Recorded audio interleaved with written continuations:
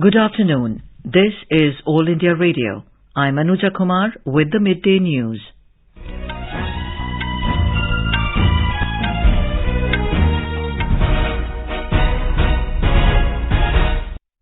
The headlines.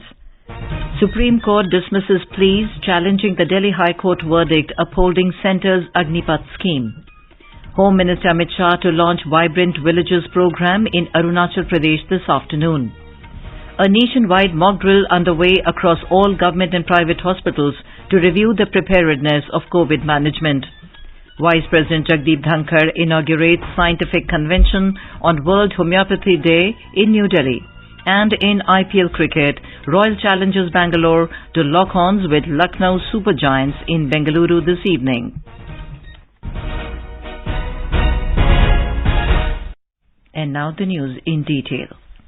The Supreme Court today dismissed two pleas challenging the Delhi High Court verdict upholding the Centre's Agnipath scheme.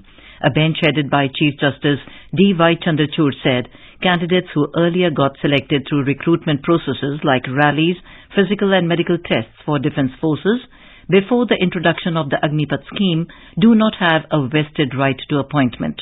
The bench, also consisting Justices P.S. Narasimha and J.P. Pardiwala, said that the Apex Court would not like to interfere with the High Court verdict as it had dealt with all the aspects.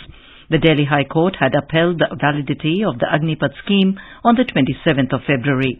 Dismissing a batch of petitions against the scheme, the court said it was formulated in the national interest and to ensure that armed forces are better equipped. It said there was no reason to interfere in the scheme.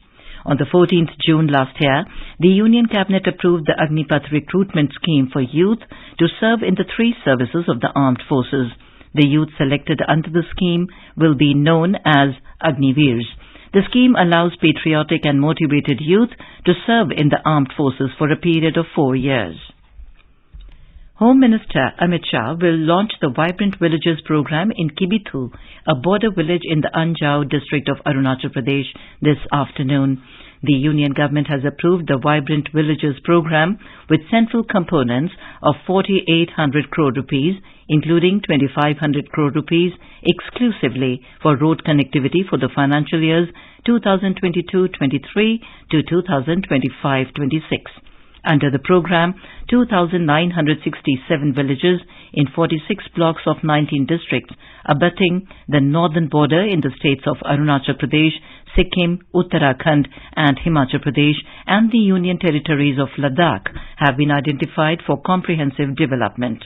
In the first phase, 662 villages have been identified for priority coverage, which includes 455 villages in Arunachal Pradesh. Mr. Shah will also inaugurate 9 micro-hydel projects of the Arunachal Pradesh government constructed under the Golden Jubilee Border Illumination Program in Kibithu today. These electricity projects will empower people living in border villages. The Union Home Minister will also inaugurate Indo-Tibetan Border Police ITBP projects to augment infrastructure at Likabali in Arunachal Pradesh, Chapra in Bihar, Nooranad in Kerala and Vishakhapatnam in Andhra Pradesh in the evening today. He will also interact with ITBP personnel at Kibithu. An exhibition of the products made by women members of self-help groups of border districts will also be organized. Mr. Shah will visit exhibition stalls to acquaint with and appreciate the efforts of women of border villages. Tomorrow, the Union Home Minister will visit Namati field and pay homage at the Walong War Memorial. Union Minister for Road Transport and Highways Nitin Gadkari today inspected Zojila Tunnel, Asia's longest tunnel to establish all-weather connectivity for Ladakh in presence of Lieutenant Governor of Jammu and Kashmir, Manoj Sinha. Currently, the average travel time to cross the Zojila Pass sometimes takes 3 hours. After the completion of the tunnel, the travel time will come down to 20 minutes. The tunnel will provide all-weather connectivity between Kashmir Valley and Ladakh, which will be extremely important for the development of Ladakh, promotion of tourism, free movement of local goods, and movement of Indian Armed Forces in case of any emergency. A nationwide mock drill is being held today across all government and private hospitals to review the preparedness of COVID management. This exercise will also continue tomorrow. States and union territories are holding mock drill exercise to ensure readiness of hospital infrastructure across both public and private health facilities in view of the rise in COVID cases. During the mock drill, resources available in the hospitals including drugs, ICU beds and medical oxygen for the containment and management of COVID-19 are being assessed. Union Health Minister Dr. Mansukh Mandavia will also be visiting Ram Manohar Lohia Hospital in New Delhi to oversee the mock drill and preparedness of the hospital with regard to handling of COVID patients. On Friday, Dr. Mandavia had held a virtual meeting with state health ministers to review the public health preparedness for containment and management of COVID-19 and vaccination progress in view of the recent upsurge in COVID-19 cases in some states. During the meeting, Dr. Mandavia had asked the state health ministers to conduct mock drills at all hospital infrastructure today and tomorrow. In view of the rise in COVID cases, states and union territories have been advised to be on the alert and keep all preparedness for COVID-19 management. They have also been asked to ramp up vaccination of all eligible population, especially of the elderly and vulnerable population of group. Union Health Ministry has emphasized that irrespective of the new COVID variants, the five-fold strategy of test, track, treat, vaccinate and adherence to COVID-appropriate behavior continue to remain the tested strategy for COVID management. The country has registered a total of 5,880 new cases of COVID-19 in the last 24 hours. The Union Health Ministry said a total of 3,481 people have recovered from COVID-19 during the same period. The ministry said there are now 35,199 active COVID cases in the country, and the recovery rate currently stands at 98.73%. The ministry said over 220 crore 66 lakh vaccine doses have been administered across the country so far. Union Minister of State for Health and Family Welfare, Dr. Bharti Pawar, reviewed the preparations of health facilities during the COVID mock drill in Maharashtra. She visited the government hospital in Nashik today to inspect the preparations. Vice President Jagdeep Dhankar today appealed to Vice President Jagdeep Dhankar today appealed to develop of a culture in the country to eradicate stress and tension. The Vice President said this after inaugurating the scientific convention on the occasion of the World Homeopathy Day in New Delhi.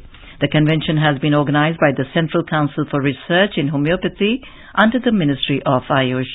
Vice President Jagdeep Dhankar said that healthcare is not just about medical treatment, as it includes an individual's physical, mental and emotional well-being and a community's social and economic environment. He mentioned that the motto of India's G20 presidency is One Earth, One Family, One Future, and without health, there can be no future. इस वर्ष भारत है the presidency of G20 क्या मोटो दिया है? हजारों साल की संस्कृति का निचोड़ है. One earth, one family, one future, और बिना स्वास्थ्य के फ्यूचर हो नहीं सकता. हमारी आस्था वसुधैव कुटुंबकम ये महाउपनिषद का एक मंत्र है, और जब इस विचारधारा से हम जुड़े हुए हैं तो निश्चित रूप से पहला सुख निरोगी काया. विश्व और जन कल्याण के लिए स्वस्थ रहना जरूरी है. Mr. Dhankar added that homeopathy as a form of treatment has a rich history spanning over 2 centuries. He also mentioned that today, World Health Organization has acknowledged homeopathy as the second largest and fastest growing system of medicine in the world and has marked its presence in more than 80 countries. Union Minister of Ayush Sarbanand Sonowal, Minister of State for Ayush Dr. Munjapa Ram Mahendra Bhai were also present on the occasion. The World Homeopathy Day is observed every year on 10th of April to commemorate the birth anniversary of the founder of homeopathy, Dr. Christian Frederick Samuel Hahnemann. This is All India Radio giving you the news. For quick news updates around the clock, follow us on our Twitter handle at AIR News Alerts. Women and Child Development Minister Smriti Irani today said that digital safety must be ensured for users, including women and children, on all social media platforms. She said it is the hour of need to become more conscious for women's digital safety because their image is being established negatively in this digital era. Mrs. Irani was speaking while attending the Digital Suraksha Summit organized by Meta in New Delhi.